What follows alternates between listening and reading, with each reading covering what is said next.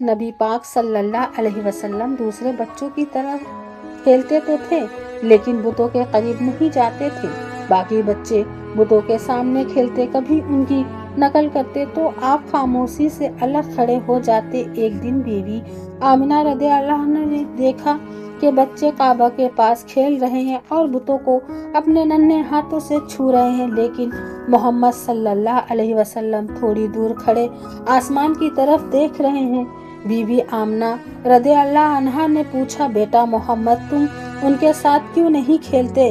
حضور صلی اللہ علیہ وسلم نے معصوم انداز میں جواب دیا، اماں یہ تو پتھر ہے نا، تو یہ نہ تو یہ سنتے ہیں اور نہ یہ بولتے ہیں، مجھے ان میں کچھ بھی نظر نہیں آتا۔ یہ سن کر آپ کی والدہ کی آنکھیں نم ہو گئیں۔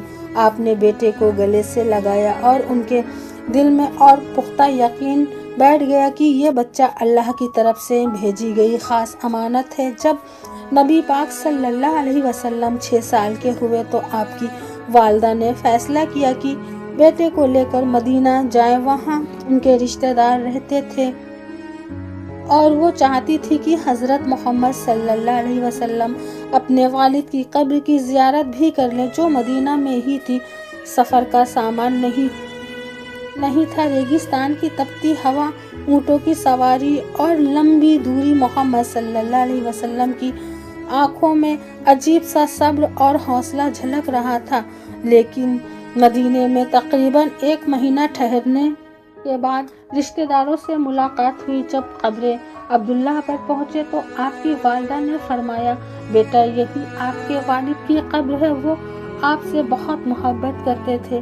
حضور صلی اللہ علیہ وسلم خاموشی سے قبر کے پاس کھڑے رہے، معصوم آنکھوں میں آنسو بہہ رہے تھے، زبان سے کوئی لفظ نہ نکلا۔ مدینہ سے واپسی پر قافلہ روانہ ہوا، وہیں اچانک آپ کی والدہ بیمار ہو گئی۔ بیماری اتنی بڑھ گئی تھی کہ چلنا پھرنا بھی مشکل ہو گیا۔ آپ نے اپنے بیٹے کو سینے سے لگایا اور کانپتی آواز میں کہا، بیٹا محمد شاید اب میں نہ رہوں، مگر یاد رکھنا اللہ ہمیشہ تمہارے ساتھ ہے، تمہیں وہ ذمہ داری ملے گی جو دنیا میں کسی اور کو نہیں ملی۔ 6 سال کے حضور پاک صلی اللہ علیہ وسلم کی آنکھوں سے آنسو بہہ رہے تھے لیکن چہرہ سکون سے ڈوبا ہوا تھا۔